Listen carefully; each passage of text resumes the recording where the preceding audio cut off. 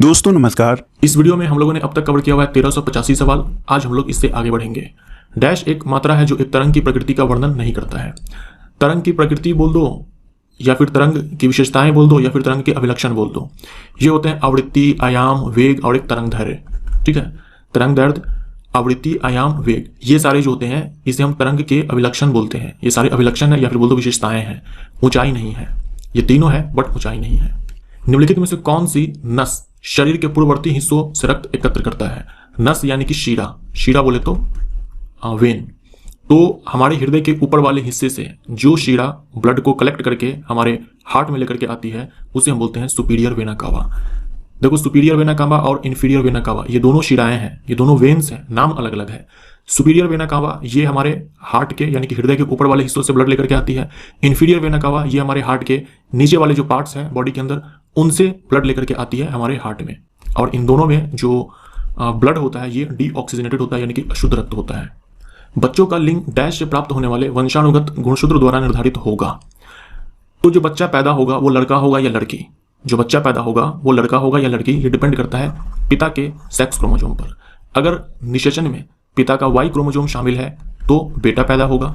अगर निषेचन में पिता का एक्स क्रोमोसोम शामिल है तो बेटी पैदा होगी। तो ये टोटली डिपेंड करता है पिता के सेक्स क्रोमोसोम पर। निम्नलिखित में से कौन सी धातु मुक्त अवस्था में पाई जाती है? मुक्त अवस्था में यानी कि किसी कंपाउंड के फॉर्म में ये जो धातु ये नहीं मिलेगी, ये बिल्कुल फ्री स्टेट में मिलेगी। यह है प्लेटिनम। सोना, चांदी, प्लेटिनम, ये तीनों आप ध्यान रखेंगे, ये मुक्त अवस्था में पाई जाने वाली धातुएं हैं। डी हमारा राइट आंसर। द्विबीजपत्री पौधा है। देवदार और साइकस, यहां साइकिल नहीं होगा साइकस होगा। देवदार और साइकस ये दोनों तो जिम्नोस्पर्म्स हैं, ये दोनों जिम्नोस्पर्म्स हैं यानी कि अनावृत बीजी है। पैफियोपेडिलम, पैफियोपेडिलम के बारे में आपसे एग्जाम में पूछा जा चुका है। ये एंजियोस्पर्म है और एंजियोस्पर्म में ये मोनोकॉट है। शकरकंद का बेल, इसको अंग्रेजी में पता नहीं क्या बोलते हैं बट ये तो मुझे मालूम है कि शकरकंद का मतलब स्वीट पोटैटो होता है जो कि एक डाइकोट है। क्या यहाँ पर शकरकंद का बेल जो लिखा हुआ है इसका मतलब स्वीट पोटैटो ही है? ये मुझे नहीं पता है, इसको अंग्रेजी में क्या बोलते हैं मुझे नहीं मालूम। लेकिन शकरकंद भी अगर यहाँ पर है तो हमारा आंसर सही हो जाएगा क्योंकि शकरकंद डाइकोट है। सी हमारा आंसर। डाइकोट यानी कि द्विबीजपत्री, मोनोकोट यानी कि एक बीजपत्री। एक संपीड़ित स्प्रिंग में एक सामान्य स्प्रिंग की तुलना में डैश ऊर्जा होती है। स्प्रिंग एक प्रत्यास्थ वस्तु है तो इसको अगर हम खींचते हैं, यहाँ पर देखो स्प्रिंग को खींचा जा रहा है या फिर हम इसको दबाते हैं तो इसमें स्टोर होती है, इसमें संचित होती है स्थितिज ऊर्जा। और कौन सी स्थितिज ऊर्जा? प्रत्यास्थ स्थितिज ऊर्जा, क्योंकि स्प्रिंग एक प्रत्यास्थ वस्तु है, इलास्टिक ऑब्जेक्ट है। तो अगर हम इसको स्ट्रेच करते हैं या फिर कंप्रेस करते हैं तो इसके अंदर स्टोर होती है एनर्जी, इलास्टिक पोटेंशियल एनर्जी। अब ये नॉर्मल स्टेट में है इस वाले केस में, तो यहाँ पर कोई इलास्टिक पोटेंशियल एनर्जी नहीं है। बाकी इन दोनों ही केसेस के अंदर इलास्टिक पोटेंशियल एनर्जी है, तो यहाँ पर हमारा आंसर अधिक हो जाएगा। तरंग, चाल, आयाम, तरंग दैर्ध्य और आवृत्ति सभी को कहा जाता है। ये सारे क्या है? यहाँ पर तरंग की हो जाएगा। ठीक है, तरंग की चाल, आयाम, तरंग दैर्ध्य, आवृत्ति, ये सारे क्या है?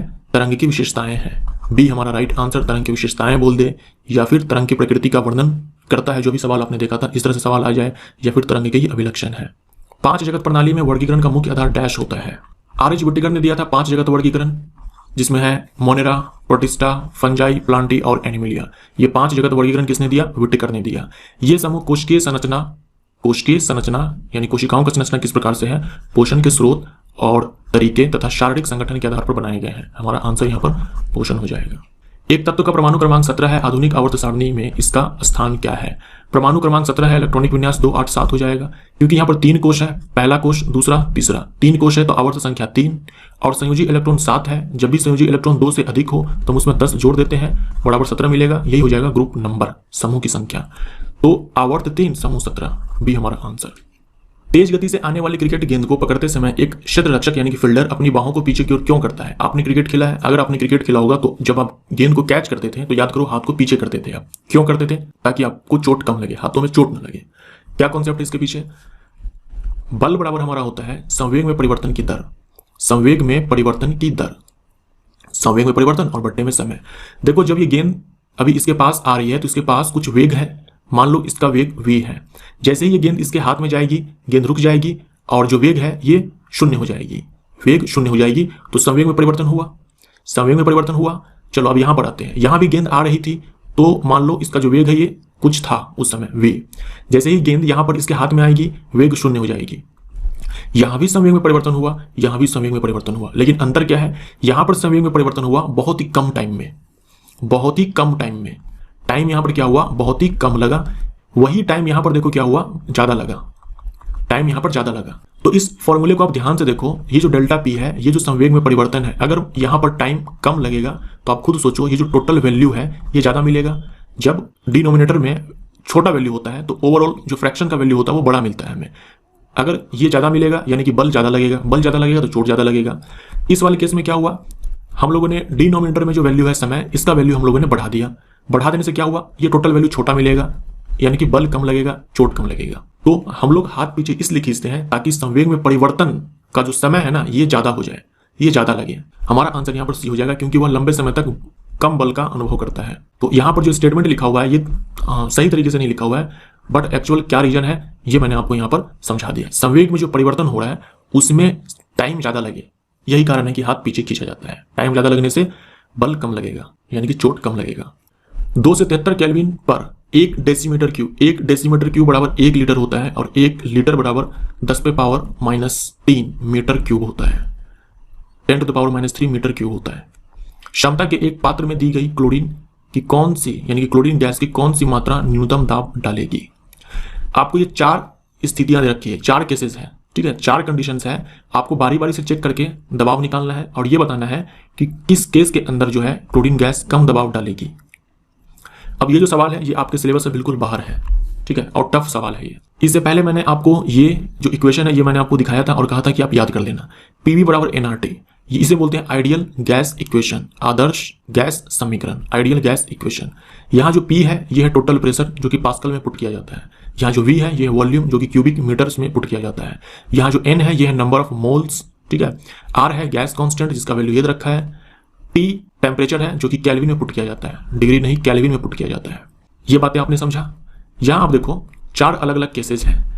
हमारे इस सवाल के लिए जो हमारा वॉल्यूम है ये फिक्स है 1 डेसीमीटर क्यूब, यानी कि 10⁻³ मीटर क्यूब। ये वॉल्यूम फिक्स है सारे के लिए, ए बी सी डी इन सब के लिए वॉल्यूम फिक्स है हमारा, यानी कि कांस्टेंट है। यहाँ जो हमारा टेम्परेचर है ये भी कांस्टेंट हो जाएगा। जो हमारा आर है ये तो गैस कांस्टेंट है, ये तो कांस्टेंट होना ही है। तो वी हो गया, टी हो गया, आर हो गया, ये इन चारों ही केसेस के अंदर सेम ही है, यानी हम बोल सकते हैं कि सारे के सारे क्या है, कांस्टेंट है। यानी जो हमारा दाब है ये टोटली अब डिपेंड करने वाला है नंबर ऑफ मोल के ऊपर। वी कांस्टेंट हो गया, आर कांस्टेंट हो गया, टेम्परेचर कांस्टेंट हो गया, तो पी अब सीधा डिपेंड करेगा किसके ऊपर, नंबर ऑफ मोल के ऊपर, यानी कि मोलों की संख्या पे। यानी अगर हम मोलों की संख्या बढ़ा दें तो दाब बढ़ने वाला है, अगर हम मोल कम कर दें तो दाब घटने वाला है, यही चीज होगा। तो हमें यहाँ पर क्या करना पड़ेगा, हमें यहाँ पर मोल निकालना पड़ेगा। हमें यहाँ पर अणु दे रखा है, हमें मोल ढूंढना पड़ेगा। यहाँ ग्राम दे रखा है, मोल ढूंढना पड़ेगा। यहाँ ग्राम दे रखा है, मोल ढूंढना पड़ेगा, और यहाँ पर तो ऑलरेडी दिया ही हुआ है। जब हम सारे को मोल में कन्वर्ट कर लेंगे उसके बाद हम बहुत ही आसानी से चेक कर पाएंगे कि कौन सबसे कम दाब डालेगी, यानी किस केस के अंदर क्लोरीन गैस सबसे कम दाब डालेगी। जिस केस में हमें मोल कम मिलेगा उसमें गैस कम दबाव डालेगी। कैसे कन्वर्ट करेंगे, इसके लिए ये रिलेशन है, मैं आपको कई बार बता चुका हूँ। 1 मोल में कणों की संख्या इतनी होती है। क्लोरीन का जो द्रव्यमान होता है ये 35.5 होता है, क्योंकि यहाँ पर Cl2 है तो ये 71 हो जाएगा, और इसी में जब हम ग्राम लगा देंगे तो ये 1 मोल के बराबर हो जाएगा। यही चीज मैंने यहाँ पर लिखा हुआ है, 1 मोल बराबर 71 ग्राम, 71 ग्राम। और 1 मोल में इतने कण तो होते ही हैं, क्योंकि यहाँ पर क्लोरीन एक अणु है तो यहाँ पर मैंने मॉलिक्यूल्स लिखा हुआ है। तो यहाँ देखो, आप जब इसको कन्वर्ट करोगे, कन्वर्ट कर लेंगे आप, देखो इतने अणु बराबर एवोगाद्रो नंबर के बराबर जो अणु होता है तो ये 1 मोल कहलाता है। तो आपके पास इतने अणु है तो इसे आप मोल में कन्वर्ट कर लोगे, इतना मोल आपको प्राप्त होगा। ये तो आपको मोल में दे रखा है। उसके बाद देखो 71 ग्राम में 1 मोल होता है, तो इतने ग्राम में कितना मोल होगा, इससे आप मोल निकाल लोगे। वैसे यहाँ पर है 71 ग्राम में 1 मोल होता है, तो इतने ग्राम में कितना मोल होगा, तो ये इतना मिलेगा आपको। ए बी सी डी सारे को मैंने मोल में कन्वर्ट कर लिया। यहाँ देखो आप, जो सी नंबर में है ये सबसे छोटा मोल है। अगर सबसे छोटा मोल है यानी कि इस केस के अंदर जब क्लोरीन गैस का द्रव्यमान इतना होगा उस समय क्लोरीन गैस सबसे कम दाब डालेगी। सी हमारा आंसर हो जाएगा। तंत्रिका आवेग की प्रकृति होती है। तंत्रिका आवेग एक इलेक्ट्रोकेमिकल सिग्नल होती है, विद्युत रासायनिक। डैश उत्तक न्यूरॉन से बना होता है जो आवेग प्राप्त करते हैं और संचालन करते हैं। न्यूरॉन से बना होगा नर्वस टिश्यू। देखो हमारे बॉडी के अंदर 4 प्रकार के टिश्यू है। पहला है एपिथेलियल, दूसरा है संयोजी, तीसरा है नर्वस टिश्यू और चौथा है मांसपेशीय यानी कि muscular tissue. Epithelial tissue, connective tissue, nervous tissue and muscular tissue. तो जो नर्वस टिश्यू है ये न्यूरॉन से बना होगा।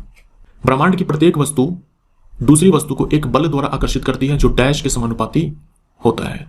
तो ब्रह्मांड की प्रत्येक वस्तु दूसरी वस्तु को एक बल द्वारा आकर्षित करती है, जिसे हम लोग गुरुत्वाकर्षण बल बोलते हैं। और गुरुत्वाकर्षण बल ये समानुपाती होता है जो द्रव्यमान होगा दोनों वस्तु का उसके गुणनफल के, और उनके बीच की जो दूरी है उसके स्क्वायर के व्युत्क्रम अनुपाती, उनकी द्रव्यमान के गुणनफल के, ठीक है, गुणक के।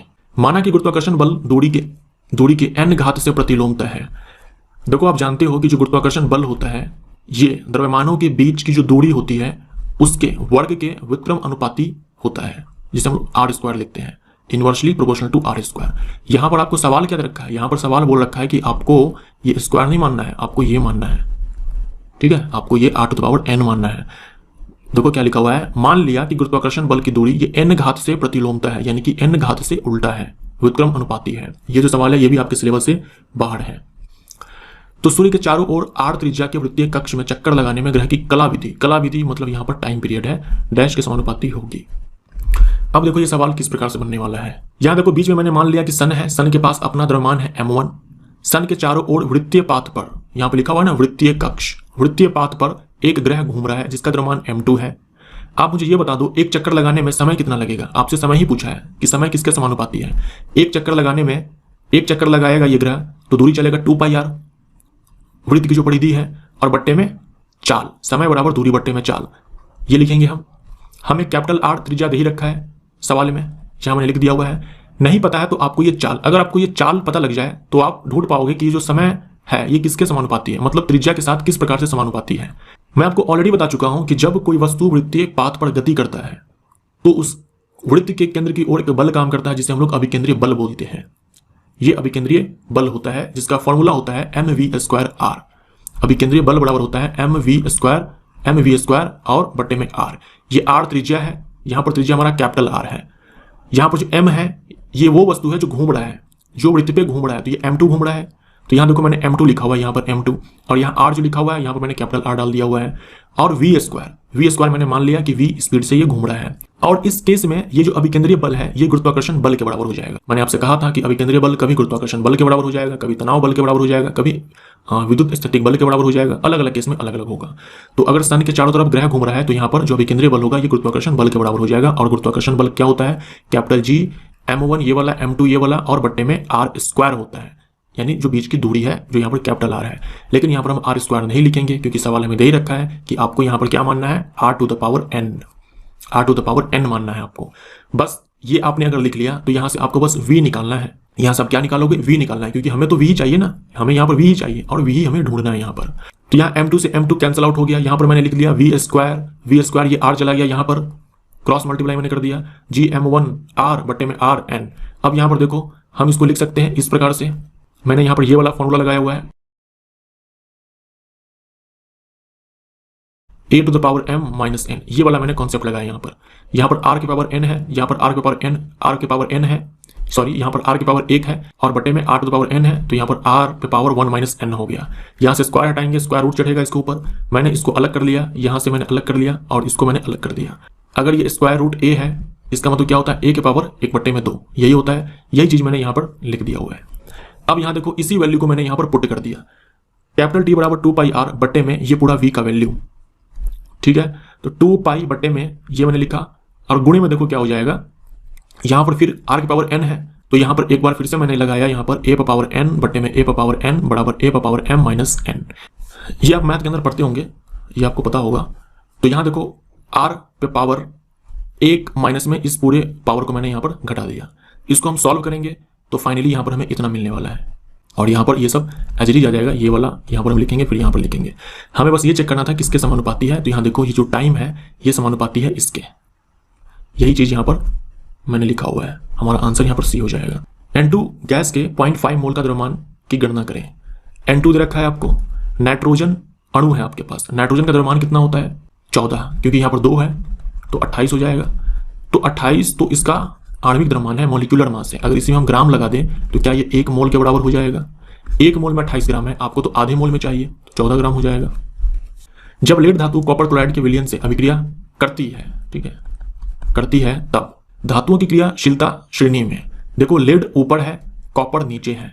लेड अगर ऊपर है तो कॉपर क्लोराइड के विलयन से लेड कॉपर को विस्थापित कर देगा और अपना क्लोराइड बना लेगा, तो लेड क्लोराइड निर्मित होता है, हमारा आंसर हो जाएगा। निम्नलिखित में से किसमें मृदु मृदु पेशी उत्तक होते हैं। मृदु यानी कि स्मूथ मसल्स, स्मूथ मसल्स होते हैं। इंपॉर्टेंट है, ध्यान में रखिएगा। स्मूथ मसल्स ये एक टाइप ही है मस्कुलर टिश्यू का, यानी कि पेशी उत्तक का या फिर बोल दो मांसपेशी उत्तक का। जो आपका आहार नाल है, जो आपकी रक्तवाहिनियां हैं, आंखों में जो आइरिस है, गर्भाशय हो गया, मूत्रवाहिनी हो गया और फेफड़ों में जो श्वसनी है, इन सब में आपको मिल जाएगा स्मूथ मसल। हमारा आंसर यहाँ पर पाचन तंत्र और धमनी हो जाएगा। धमनी ये रक्तवाहिनी है, ब्लड वेसल है। ए और बी। 9 लीटर के 1 विलियन की अम्लता 50% है। इसे 30% करने के लिए विलियन में कितना पानी मिलाया जाना चाहिए? 9 लीटर टोटल सोल्यूशन है, टोटल विलियन है। इसमें 50% क्या है? अम्ल है, यानी कि एसिड है। अगर 50% एसिड है यानी कि 50% क्या है? यहाँ पर पानी है। 50% पानी है बोले तो 4.5 लीटर अम्ल है और 4.5 लीटर यहाँ पर पानी है।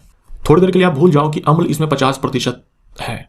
अगर मैं आपसे ये कहता कि एक 9 लीटर सोल्यूशन है जिसमें कि 4.5 लीटर अम्ल है, तो परसेंटेज बताइए कितना अम्ल है। आप क्या करते हैं, ऊपर में आप अम्ल लिखते हैं, अम्ल का जो क्वांटिटी है, नीचे में टोटल वॉल्यूम लिखते हैं।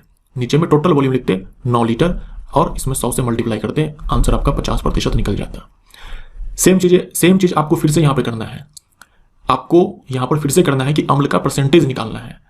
अम्ल का परसेंटेज निकालना है तो आप क्या करते हैं, 4.5 लीटर ऊपर लिखते हैं, नीचे में टोटल वॉल्यूम 9 लीटर लिखते हैं। लेकिन इस बार आपको कुछ पानी मिलाना है। यहाँ पर इसमें क्या है, पानी मिलाना है। मान लो मैंने पानी x मिला दिया और फिर आप इसको 100 से मल्टीप्लाई करते हैं। इस बार आपको दे रखा है कि पानी मिलाने के बाद अम्ल का परसेंटेज 30 हो जाएगा, तो यहाँ पर हमारा 30 हो जाएगा। अब हम इसको सॉल्व करेंगे। 1 0 से 1 0 खत्म हो जाएगा, ऊपर में ये 45 बचेगा, नीचे में 9 + x हो जाएगा 3। इसको आप सॉल्व करके देखो, आंसर आपका 6 लीटर आएगा।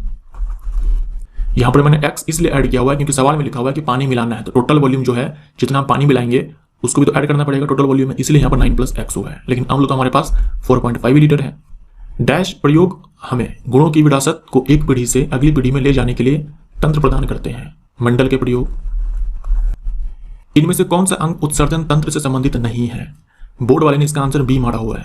ठीक है, बी, गुर्दे की धमनी यानी कि रीनल आर्टरी। तो बी आंसर तब होगा जब आप यहाँ पर ये काट दोगे। ठीक है, नहीं यहाँ से उड़ाना पड़ेगा। यहाँ पर कोई टाइपिंग मिस्टेक नहीं है, बोर्ड में एग्जैक्ट यही सवाल पूछा गया था। इनमें से कौन सा अंग उत्सर्जन तंत्र से संबंधित है, तब जाकर के हमारा आंसर यहाँ पर बी हो जाएगा। गुर्दा यानी कि किडनी होता है। ठीक है, गुर्दे की धमनी यानी कि रीनल आर्टरी।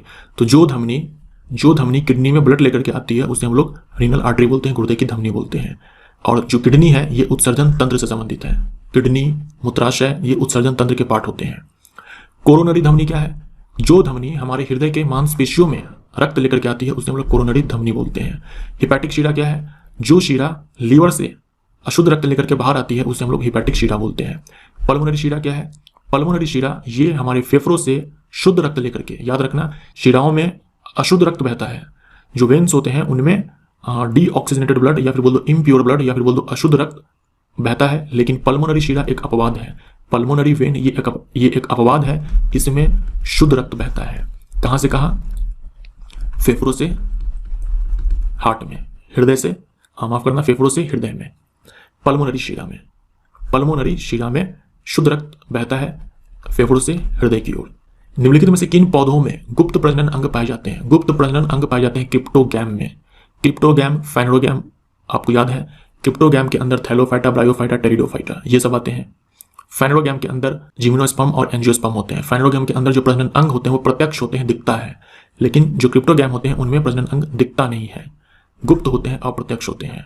तो मार्सिलिया ये टेरिडोफाइट है, तो ये हमारा आंसर हो जाएगा। देवदार ये जिम्नोस्पर्म है, ये नहीं होगा।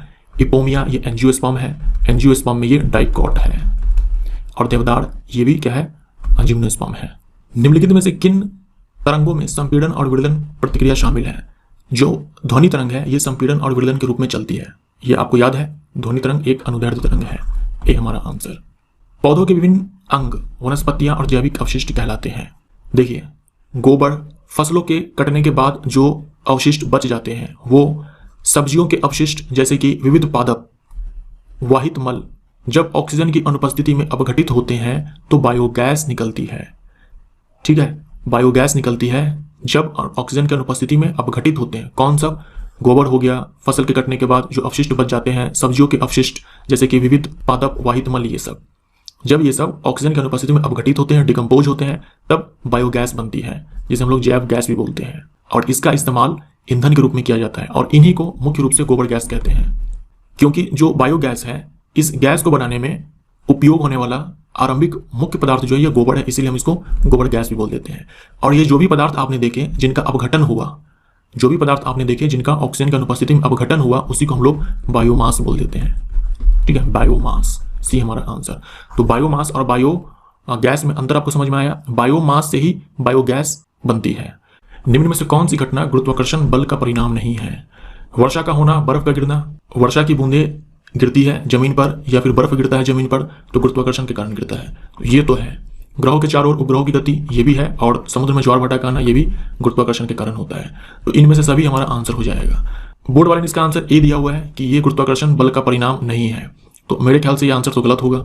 यहाँ पर हमें ये काटना पड़ेगा कि ये नहीं है। ठीक है, यानी कि सवाल होना चाहिए निम्न में से कौन सी घटना गुरुत्वाकर्षण बल का परिणाम है, तब जाकर के हमारा आंसर बी हो जाएगा। लेकिन बोर्ड वाले की तरफ से यहाँ पर नहीं लिखा हुआ है। और आंसर निम्न में से कौन सी तापमान की एसआई इकाई है? तो तापमान को तो हम लोग डिग्री सेल्सियस में मापते हैं, डिग्री फ़ारेनहाइट में मापते हैं, केल्विन में मापते हैं। केल्विन हमारा एसआई मात्रक होता है तापमान के लिए। यकृत डैश कार्य करता है। यकृत के द्वारा बाइल बनाया जाता है। ये बाइल पाचन में हेल्प करता है। पाचन में हेल्प किस प्रकार करता है? वसा का पाइसीकरण करता है, वसा का इमल्सिफिकेशन करता है। एक तरंग के गर्त की गहराई को इसका डैश कहा जाता है। यहां देखो, ये एक तरंग को दिखाया गया है। ये जो है इसको बोलते हैं क्रेस्ट और इसको बोलते हैं ट्रफ। तो ये जो लेंथ है या फिर ये जो लेंथ है इसे हम लोग एम्पलीट्यूड बोलते हैं। इसे हम लोग एम्पलीट्यूड बोलते हैं, आयाम बोलते हैं। डी हमारा राइट आंसर हो जाएगा। क्रेस्ट की ऊंचाई बोलते हैं। यहां पर आपको गर्त की गहराई बोला है, गर्त यानी कि ट्रफ। और क्रेस्ट को हम लोग शीर्ष भी बोलते हैं। तो आपसे शीर्ष की ऊंचाई बोल दे या फिर क्रेस्ट की गहराई बोल दे, यानी कि गर्त की गहराई बोल दे, क्या बोलते हैं उसे? आयाम बोलते हैं। ये जो डिस्टेंस है, ये जो डिस्टेंस है, इसी को हम लोग आयाम बोलते हैं। निम्नलिखित में से क्या स्वच्छ ईंधन का गुण है? एक क्लीन फ्यूल या फिर बोल दो आइडियल फ्यूल के पास क्या खासियत होनी चाहिए? एक क्लीन फ्यूल या फिर आइडियल फ्यूल वही होगा ना जो प्रदूषण मुक्त हो, कम से कम प्रदूषण दे। तो ए हमारा आंसर। मोटरसाइकिल दुर्घटना के दौरान हेलमेट डैश को कम करने में सहायक होता है। आपसे कहा जाता है बाइक चलाते वक्त हेलमेट पहनो, आवेग को कम करने के लिए। देखो, आवेग बराबर सूत्र आप ध्यान में रखेंगे कि बल और गुने में समय होता है। ये हमें क्या बताता है? ये हमें बताएगा इंपैक्ट ऑफ फोर्स, यानी कि बल का प्रभाव। बल का प्रभाव। तो बल के प्रभाव को कम करने के लिए या फिर बोल दो आवेग को कम करने के लिए हेलमेट पहनना जरूरी है, क्योंकि अगर बल का प्रभाव ज्यादा होगा तो चोट ज्यादा लगेगा। आमतौर पर मेंडेलियन कारक क्या कहलाते हैं? मेंडल ने जिसे फैक्टर कहा था, कारक कहा था, इसी फैक्टर को जोहानसन ने जीन कहा था। जीन जो शब्द है ये जोहानसन ने दिया था। निम्नलिखित में से किस जोड़े की दिशा हमेशा एक समान होती है? तो बल बराबर होता है द्रव्यमान और गुने में त्वरण। जो दिशा त्वरण की है वही दिशा बल की है, बल और त्वरण। ऐसे ही संवेग बराबर होता है द्रव्यमान गुने में वेग। जो दिशा वेग की है वही संवेग की है, या फिर बोल दो जो संवेग की है वही वेग की है। निम्नलिखित में से किस अक्रिय गैस का इलेक्ट्रॉनिक विन्यास क्लोराइड आयन में होता है? क्लोरीन और क्लोरीन माइनस, इसमें अंतर क्या है? इस क्लोरीन के पास 17 इलेक्ट्रॉन है, क्योंकि ये उदासीन है इसलिए इसमें 17 प्रोटॉन और 17 इलेक्ट्रॉन होंगे। यहां देखो, इस क्लोरीन माइनस में प्रोटॉन तो 17 ही होगा, 17 प्रोटॉन, लेकिन इलेक्ट्रॉन यहां पर 18 हो जाएगा। इलेक्ट्रॉन यहां पर कितने? 18, क्योंकि यहां पर एक माइनस चार्ज आ चुका है, यानी एक इलेक्ट्रॉन इसके बाद कोश में एक्स्ट्रा आ चुका है। यहां पर इलेक्ट्रॉनिक विन्यास हमारा 2 8 7 हो जाता, टोटल 17 इलेक्ट्रॉन है। यहां पर क्या होगा? 2 8 8 हो जाएगा, क्योंकि यहां पर 18 इलेक्ट्रॉन है। तो अगर हम आर्गन की बात करें तो आर्गन का परमाणु संख्या 18, इलेक्ट्रॉनिक विन्यास 2 8 8 होता है, तो आर्गन के जैसा हो जाएगा। निम्नलिखित में से कौन सा कोशिकांग यानी कि सेल ऑर्गेनल केवल पशु कोशिका में यानी कि एनिमल सेल में पाया जाता है? हमारा आंसर यहां पर सेंट्रोसोम हो जाएगा। मान लो सेंट्रोसोम यहां पर नहीं होता, माइटोकॉन्ड्रिया होता, तब आप क्या चूज करते हैं? तब हम लाइसोसोम के साथ जाते हैं, क्योंकि लाइसोसोम जो है ये भी पादप कोशिका में शायद ही देखने को मिलता है। ज्यादातर ये एनिमल सेल के ही अंदर देखने को मिलेगा, और सेंट्रोसोम केवल एनिमल सेल के अंदर। तो अगर माइटोकॉन्ड्रिया होता तो हम लोग लाइसोसोम के साथ जाते हैं, लेकिन यहाँ पर लाइसोसोम सेंट्रोसोम दोनों है, तो हम सेंट्रोसोम के साथ जाएंगे। एनिमल सेल के अंदर क्लोरोप्लास्ट नहीं होता है, कोशिका भित्ति नहीं होती है। बायोसिस्टेमेटिक्स का उद्देश्य क्या है? टैक्सोनॉमी आप जानते हो, वर्गीकरण के पिता कहे जाते हैं कार्ल लिनियस। ये वही वाला वर्गीकरण है टैक्सोनॉमी। टैक्सोनॉमी के अंदर क्या क्या होता है? जीवों का पहचान होता है, नामकरण होता है, वर्गीकरण होता है, यही सब होता है। तो इसी टैक्सोनॉमी के अंदर जब जीवों के बीच क्या इवोल्यूशनरी रिलेशनशिप है, यानी कि इवोल्यूशन के नजरिए से उनके बीच में क्या संबंध है, उसको भी हम ऐड कर दें तो उसे हम लोग सिस्टमैटिक्स बोलते हैं। टैक्सोनॉमी के अंदर जीवों का पहचान, नामकरण, वर्गीकरण यही सब होगा। फाइलोजेनी के अंदर क्या होगा, जीवों के बीच इवोल्यूशन के नजरिए से क्या संबंध है, इसका अध्ययन होगा। जब ये दोनों एक साथ मिल जाते हैं तो इसे हम लोग सिस्टमैटिक्स बोल देते हैं या फिर बायो सिस्टमैटिक्स बोल देते हैं। तो डी हमारा आंसर हो जाएगा, इसको आप एक बार पढ़ लेना। निम्न में से क्या अचल होते हैं और एक ठोस सपोर्ट से जुड़े होते हैं? तो हमारा आंसर यहाँ पर साइकोन हो जाएगा। साइकोन क्या है, ये पोरीफेरा के जानवर हैं, ठीक है। पोरीफेरा के जो जानवर होते हैं उससे हम लोग स्पॉन्ज भी बोल देते हैं। तो जो स्पॉन्जेज होते हैं यानी जो पोरीफेरा के जानवर होते हैं, जंतु जगत का जो पहला फाइलम है वो पोरीफेरा है। इसके जो जानवर होते हैं सारे के सारे वो चल नहीं सकते हैं, सेसाइल होते हैं, अचल होते हैं। तो सी हमारा आंसर हो जाएगा। प्लेनेरिया ये फ्लैट वॉर्म है, प्लेनेरिया ये फ्लैट वॉर्म है।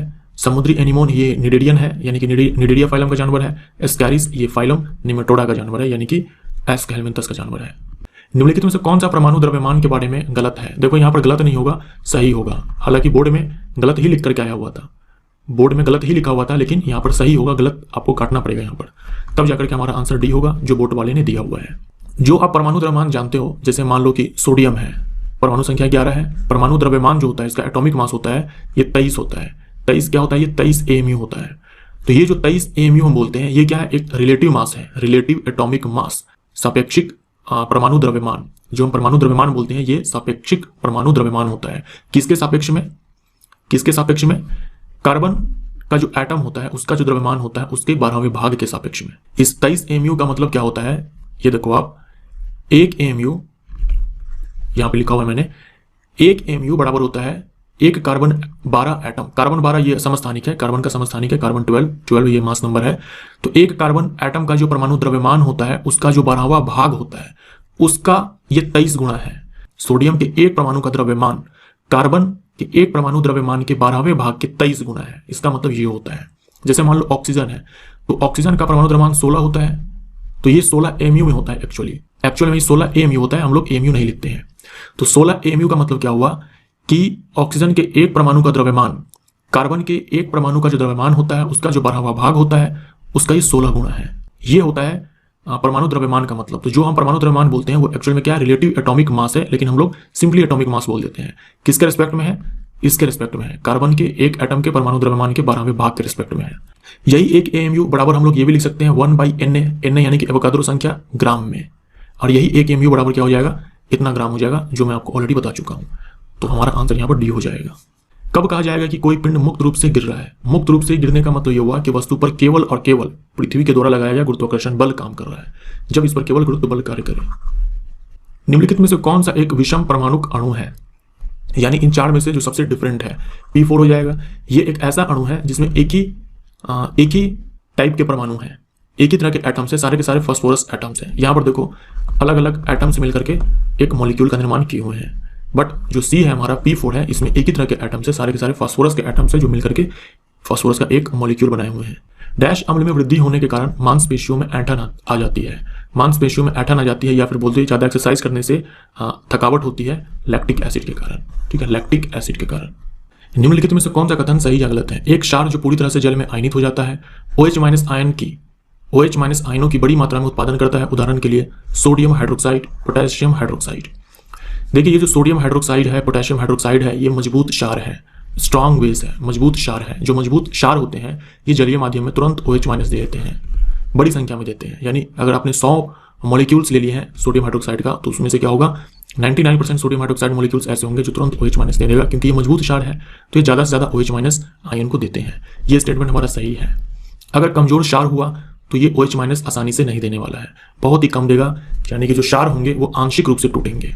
तो यहां तक तो ये सही है कि एक क्षार जो आंशिक रूप से जल में आयनित हो जाता है वो OH- आयनों का कम मात्रा में उत्पादन करता है, लेकिन ये एग्जाम्पल सही नहीं है।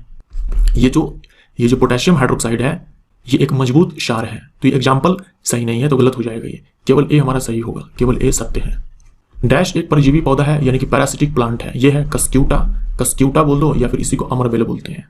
यदि एक श्रृंग और इसके क्रमागत गर्त के मध्य दूरी L है तो तरंगदैर्घ्य होगी।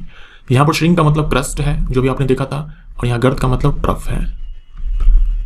यहाँ देखिए आप, ये आपका क्रस्ट है, ये आपका क्रस्ट है, तो दो लगातार क्रस्ट के बीच की दूरी या फिर दो लगातार ट्रफ के बीच की दूरी, ये आपका ट्रफ है, ये ट्रफ है। तो ये जो लेंथ है या फिर बोल दो ये जो लेंथ है, इसी को हम लोग लैम्डा बोलते हैं, यानी कि तरंगदैर्घ्य बोलते हैं। यहाँ देखो क्या बोला गया है कि ये जो क्रस्ट है और ये जो ट्रफ है इसके बीच की दूरी जो है ये L है, ये आपको दिया हुआ है कि क्रस्ट ट्रफ के बीच की दूरी है वो L है, तो तरंगदैर्घ्य बताओ। तो ये अगर L है तो ये भी क्या हो जाएगा, L हो जाएगा, यानी जो हमारा लैम्डा है यानी कि तरंगदैर्घ्य है ये L प्लस L हो जाएगा, 2L हो जाएगा। डैश की सतत वृद्धि के कारण किसी समूह में परमाणु त्रिज्या में वृद्धि होती है। परमाणु त्रिज्या में वृद्धि होने का मतलब क्या हुआ, कोषों की संख्या बढ़ रही है। कोषों की संख्या बढ़ रही है तो साइज में वृद्धि होती है, यानी कि परमाणु त्रिज्या में वृद्धि होती है। जैसे मान लो एक एटम है, इसके पास बस ये एक कोष है, कोई दूसरा एटम है इसके पास 2 कोष है, कोई तीसरा एटम है इसके पास 3 कोष है। तो जैसे जैसे कोषों की संख्या बढ़ती है हम बोलते हैं कि परमाणु त्रिज्या बढ़ रही है, या फिर बोल दो परमाणु का आकार बढ़ रहा है। तो इलेक्ट्रॉन शेल हो जाएगा, इलेक्ट्रॉन कोष। डैश श्वसनीय, उत्सर्जक और परिसंचरण वाले अंगों से रहित होते हैं, यानी कि नहीं होता है इनमें ना तो श्वसन तंत्र, ना ही उत्सर्जन तंत्र, ना ही परिसंचरण तंत्र। आंसर हमारा स्पंज हो जाएगा। स्पंज बोले तो फाइलम पोडीफेरा के जानवर, फाइलम पोडीफेरा का जानवर, फाइलम पोडीफेरा ये जंतु जगत का पहला फाइलम है। इनके पास यानी पोडीफेरा के जानवर होते हैं, इनके पास केवल सेल्स होते हैं, कोशिकाएं होती है, ना ही ये उत्तक का निर्माण करती है, ना ही इनमें अंग होता है, ना ही अंग तंत्र, कुछ भी नहीं होता है, ना तो टिश्यू, ना ही ऑर्गन, ना ही ऑर्गन सिस्टम, केवल बहुत सारे कोशिकाएं होती है, बस हो गया। ये हमारा आंसर हो जाएगा। टेप वर्म ये फ्लैट वर्म है, चपटी कृमि यानी कि फाइलम प्लेटीहेल्मिन्थस का ये जानवर है। लिवर फ्लूक भी फ्लैट वर्म है। और उसके बाद थ्रेड वर्म ये राउंड वर्म है। राउंड वर्म को ही हम लोग थ्रेड वर्म बोल देते हैं, यानी जो फाइलम निमेटोडा के जानवर होते हैं जैसे कि एस्कैरिस हो गया, मुचरेरिया, बैंक्रॉफ्टी, फाइलेरिया, कृमि, ये क्या है, थ्रेड वर्म है। एस्कहेल्मिन्थस या फिर बोल दो निमेटोडा फाइलम के जो जानवर होते हैं उसी को हम लोग राउंड वर्म या फिर थ्रेड वर्म भी बोल देते हैं। 7वां आवर्त 2, 8, 8, 18, 18, 32, 32। पहले आवर्त में 2 तत्व, दूसरे तीसरे में 8, 8, चौथे पांचवें में 18, 18, छठे सातवें में 32, 32। तो जो 7वां आवर्त है उसमें 32 तत्व तो है, लेकिन हम बोलते हैं कि ये अपूर्ण है। अपूर्ण इसलिए बोलते हैं क्योंकि 7वें आवर्त में यहाँ देखो आपको सारे तत्व दिख रहे हैं यहाँ पर लिखे हुए हैं, लेकिन फिर भी 7वें आवर्त में कुछ तत्व ऐसे हैं जिनके बारे में अभी ये कंफर्म नहीं है कि एक्चुअल में उसका पोजीशन कहाँ होना चाहिए। इनके बारे में, प्रॉपर्टी के बारे में, खासियत के बारे में, विशेषताओं के बारे में अभी अच्छे से आइडिया नहीं है। जैसे कि आपका ये समूह 118 माफ करना, एटॉमिक नंबर 118 का जो तत्व है, 117 का जो तत्व है, 115 का जो तत्व है, 113 का जो तत्व है, इन सब के बारे में भी ज्यादा कुछ आइडिया नहीं है। हो सकता है कल के डेट में यहाँ पर जो तत्व है ये बदल भी जाए, इसलिए हम बोलते हैं कि ये अपूर्ण है। 2 वस्तुओं के बीच गुरुत्वाकर्षण बल F है। यदि दोनों वस्तुओं के बीच की दूरी को परिवर्तित किए बिना उनके द्रव्यमान को आधा कर दिया जाए तो गुरुत्वाकर्षण बल हो जाएगा। देखो गुरुत्वाकर्षण बल समानुपाती होता है जो द्रव्यमान होते हैं उनके गुणनफल के। अगर हम इन दोनों को आधा कर दें यानी m/2 कर दें तो जो गुरुत्वाकर्षण बल है वो पहले का 1/4 हो जाएगा। किसी सिस्टम में जब 2 प्रत्यास्थ पिंडों के बीच टक्कर होती है तब उसमें देखो 2 तरह के टक्कर होते हैं, एक है अप्रत्यास्थ, दूसरा होता है प्रत्यास्थ। तो चाहे टक्कर किसी भी प्रकार का हो, संवेग हमेशा संरक्षित रहेगा। चाहे टक्कर किसी भी प्रकार का हो, चाहे प्रत्यास्थ हो अप्रत्यास्थ हो, संवेग हमेशा संरक्षित रहेगा। यहाँ लिखा हुआ है संवेग परिवर्तित हो जाता है, काट दो। यहाँ देखो संवेग परिवर्तित हो जाता है, काट दो। अगर अप्रत्यास्थ है तब यहाँ पर संवेग तो संरक्षित रहने वाला है यहाँ पर, लेकिन जो काइनेटिक एनर्जी होती है, गतिज ऊर्जा होती है, ये यहाँ पर संरक्षित नहीं रहती है। ठीक है, ये यहाँ पर कंजर्व नहीं होगी। लेकिन अगर प्रत्यास्थ होता तो यहाँ पर हम बोलते हैं कि काइनेटिक एनर्जी ये कंजर्व रहती है। टक्कर किसी भी प्रकार का हो, संवेग संरक्षित रहने वाला है। अगर प्रत्यास्थ है तो गतिज ऊर्जा भी संरक्षित, अगर अप्रत्यास्थ है तो गतिज ऊर्जा संरक्षित नहीं रहती है। तो गतिज ऊर्जा परिवर्तित हो जाती है परंतु संवेग संरक्षित रहता है। निम्नलिखित में से कौन सा धातुओं के बारे में गलत है? धातु अघातवर्णनीय होते हैं, धातु विद्युत की सुचालक होती है, इनका गलनांक उतना उच्च होता है, और धातुएं जो होती हैं वो विद्युत धनात्मक होती है क्योंकि धातु के पास इलेक्ट्रॉन खोने की क्षमता है। इलेक्ट्रॉन खोने के बाद उसके ऊपर प्लस चार्ज आएगा, तो विद्युत धनात्मक होती है, ऋणात्मक नहीं। ये अधातु के लिए सही है, धातु के लिए गलत है। 2 या 2 से अधिक सेल के संयोजन को डैश कहा जाता है। ये देखिए, ये एक सेल है, ठीक है, ये एक सेल है, ये इसका पॉजिटिव टर्मिनल है, ये इसका नेगेटिव टर्मिनल है। ऐसे कई सारे सेल जब आपस में कंबाइन होते हैं तब हम इसे बोलते हैं बैटरी। यह है सेल, यह सेलों का संयोजन यानी कि बैटरी। वीडियो देखने के लिए धन्यवाद दोस्तों, नमस्कार।